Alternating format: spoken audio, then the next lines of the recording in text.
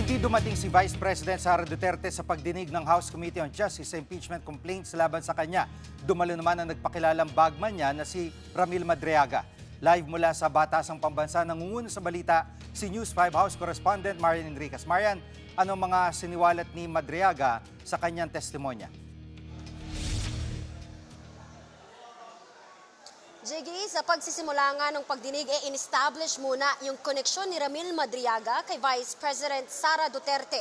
Ayon po kay Madriaga, walang katotohanan yung sinabi ni VP Sara na hindi sila magkakilala. Idinetalye po ni Madriaga kung paano siya napalapit sa pamilya Duterte at nagsimula nga po yan kay dating Pangulong Rodrigo Duterte na nakilala po niya sa pamamagitan ni dating National Security Advisor at Congressman Roy Logoles. Nang maging Pangulo nga po si Duterte, inatasan daw niya itong magsilbi bilang counterintelligence agent sa National Security Council o NSC at ang buwan ng pasahod daw kay Madriaga ni dating Pangulong Duterte 100,000 hanggang 150,000 pesos at 2018 daw nga nang ipakilala naman ni Digong itong anak niyang si VP Sara kay Madriaga na nooy mayor pa ng Davao City. Narito po yung bahagi ng testimonya ni Ramil Madriaga.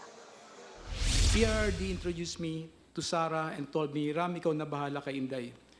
Since then, I've frequently met and discussed with VP Sara, then Mayor Sara, regarding various matters. However, she gave me strict instructions that all conversations should be done as much as possible by call and minimize text messages. At Marian, anong mga patunay na dala ni Madriaga sa sinasabing pagiging malapit niya kay VP Sara? Jiggy, ayon po kay Madriaga, inutusan siya ni dating Pangulong Duterte at ni VP Sara na tumulong bumuo ng grupo para sa plano sana nitong pagtakbong presidente noon pong 2022. Dito raw nabuo yung isip o Inday Sara is my president.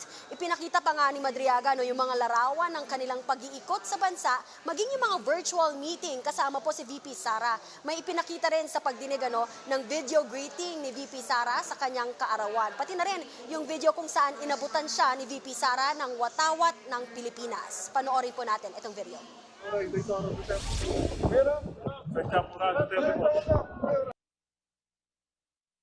Sino po yung Sir Ram na tinatawag niya? Ako po, Your Honor.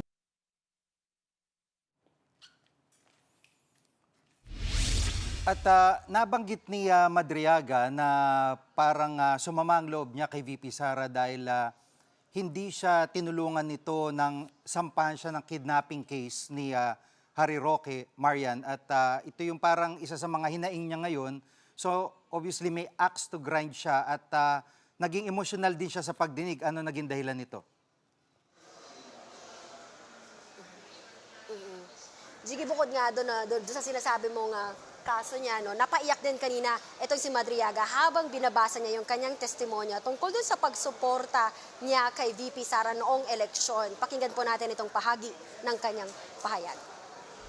Just telling her, I cannot vote intelligently without her name on the ballot. Neither can go out and vote wisely unless the name Inday Sara Duterte Carpio appears as a candidate in the 2022 presidential race. Would you like to say something about why you are crying on this part of the affidavit? Hindi naman, malungkot lang po. Malungkot. Jiggy, nang manalo ngang bise itong si VP Sara, imbitado rin itong si Madriaga doon sa kanyang inaugurasyon po sa Davao City noong June 19, 2022. Dito raw siya inatasang bumuo ng Vice Presidential Security and Protection Group o VPSPG. Inirekomenda nga ni Madriaga yung isa sa kanyang mga estudyante na si Colonel Dennis Nolasco at Colonel Raymond Dante Lachica. At noong December 20, 2022, inutusan daw sila ni VP Sara na mag-deliver 4 na duffel bag yung kanilang dinala daw sa kanya at yung kanyang mga kasamahan. Tig 30 to 35 million pesos, Jiggy, yung laman ng bawat isang bag. At sinabihan pa nga siyang kumuha ng parte niya, kaya nagsubi siya ng 1 million pesos. Dito niya nga isiniwalat yung pangalan ni dating Ombudsman Samuel Martires na kasama nga raw doon sa mga binigyan ng pera. Narito po yung bahagi ng testimonya ni Madriaga. A few years later, I read from several media reports that 125 million OBP confidential funds in 2022 were reportedly utilized in just 11 days. This is wrong because I personally disposed the money in less than 24 hours.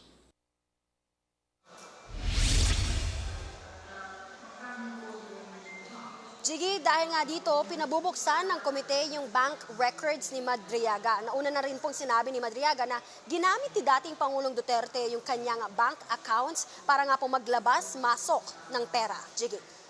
At napakalawak nung allegation ni Madriaga, no? At na-imagine ko yung mga ebidensya kung meron silang hawak na ipapakita nila sa hearing na yan. At may payag na ba ang kampo ni VP Sara sa mga sinasabi ni Madriaga, Marian?